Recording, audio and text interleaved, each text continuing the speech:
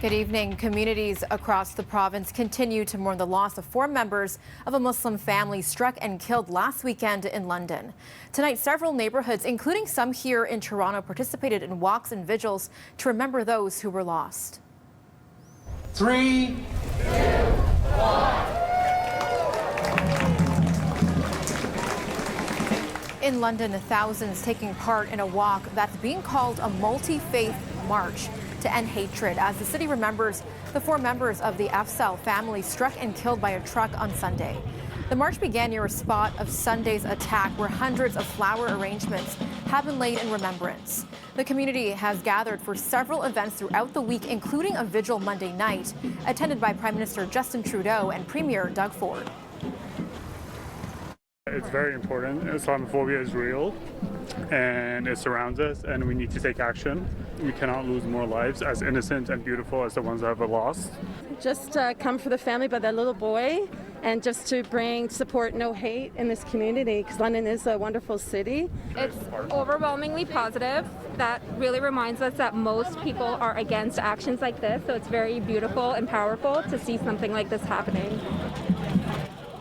The funeral for the Afzal family is scheduled for Saturday in London. It will be followed by a procession through the streets of the city, ending at the Islamic Centre of Southwest Ontario. Meanwhile, flowers are laid in Scarborough this evening as hundreds gather at a vigil to remember the Afzal family, holding signs that read "End White Supremacy" and "We Stand with Our London Family" at Glenmoran Park near the 401 and Kennedy Road.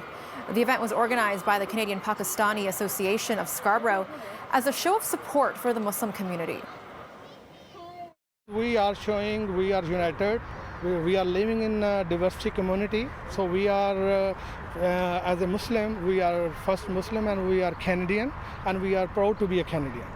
Because if we stay united, so we can show our strength to others. It cannot be happen, in the futures. Because everybody has the right to live in this land. This is a land of immigrants. The Canadian-Pakistani Association of Scarborough's mandate is to connect communities to promote employment and social economic development, along with mentoring new immigrants. And candles are lit as mourners gather downtown this evening for a vigil at Nathan Phillips Square.